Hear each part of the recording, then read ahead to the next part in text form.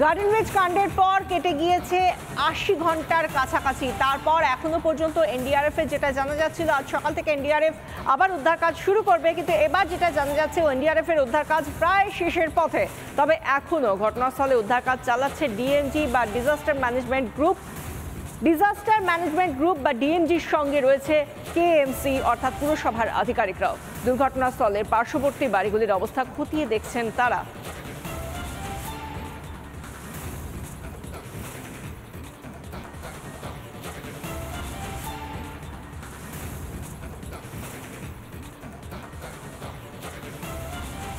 এই মুহূর্তে গার্ডেন রিচে সেখানে দুর্ঘটনাস্থলের ছবিটা ঠিক কিরকম, সেখানে এখনো পর্যন্ত কি চলছে, ডিএমজি উদ্ধার কাজ চালাচ্ছে বলে জানা যাচ্ছে। সর্বশেষ আপডেট কি জানবো, আমাদের সঙ্গে রয়েছেন আমাদের প্রতিনিধি সৈকত পাল। সৈকত, এই মুহূর্তের আপডেট কি রয়েছে?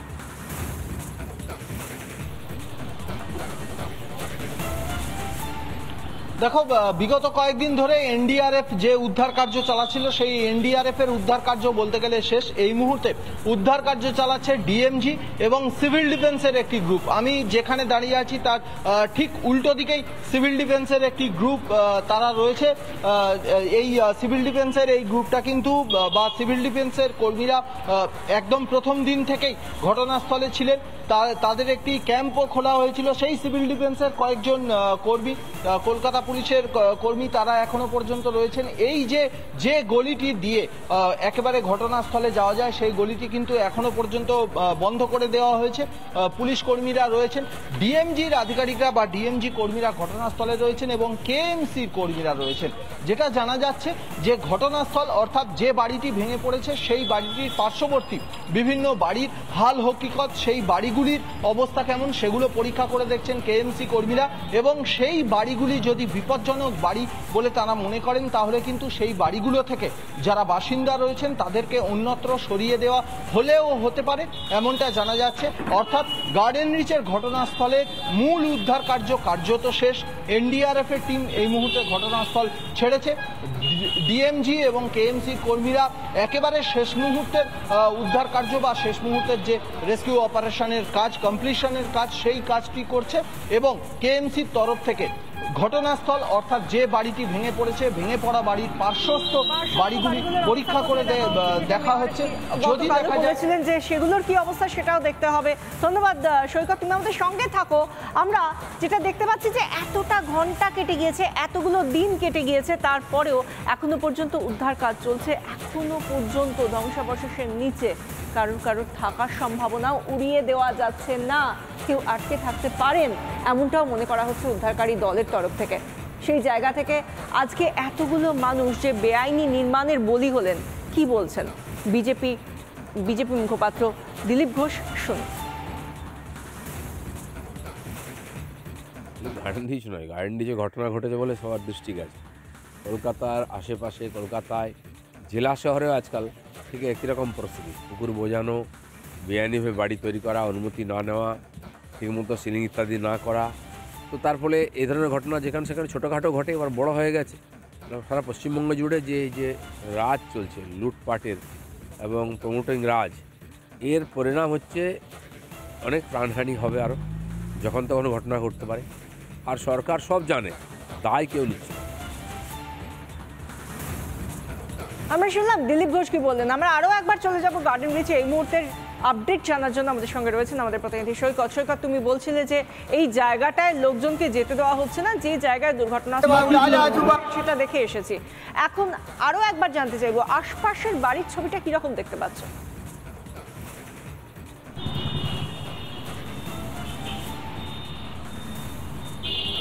দেখো, এই যে গলিটি, এই গলিটিতে একমাত্র এই গলির যারা বাসিন্দা, সেই গলির বাসিন্দা ছাড়া অন্য কাউকে ভেতরে ঢুকতে দেওয়া হচ্ছে না।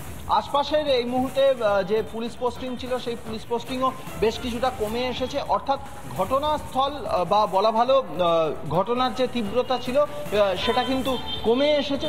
সাধারণ মানুষজন তবে এখানে কিন্তু আতঙ্কিত এখনো অবধি।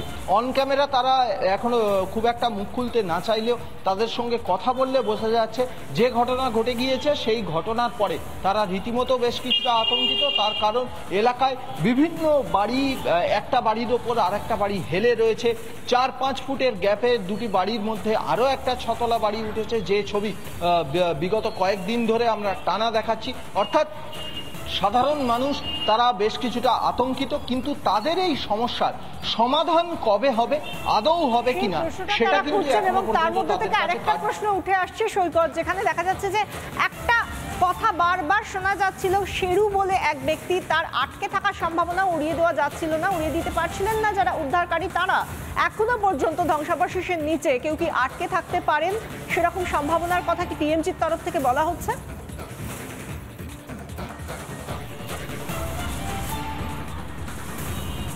না দেখো, সেরকম সম্ভাবনার কথা কিন্তু এখনো পর্যন্ত অফিসিয়ালি কেএমসি বা ডিএমজির তরফ থেকে এখনো পর্যন্ত কিন্তু জানানো হয়নি। কারণ যদি কেউ আটকে পড়ার খবর থাকতো তাহলে কিন্তু সেই কাজ প্রথম থেকে যারা করছিল সেই এনডিআরএফ কিন্তু ঘটনাস্থল ছাড়তো না। কারণ এই উদ্ধার কার্য কেউ ট্র্যাপড হয়ে থাকা, কেউ আটকে থাকা, কোনো ধ্বংসাবশেষ, কোনো মৃতদেহ ভেতরে আটকে থাকলে সেই উদ্ধার কার্য প্রধানত করে থাকে এনডিআরএফের তরফ থেকে এখনো পর্যন্ত সেরকম কিছু জানানো হয়নি। পাশাপাশি শেষ মুহূর্তের উদ্ধার কার্য যারা চালাচ্ছে সেই ডিএমজি স্টেট এজেন্সি, সেই ডিএমজির তরফ থেকেও এখনো পর্যন্ত কিন্তু সেরকম জানানো হয়নি যে কোনো ব্যক্তি আটকে রয়েছে।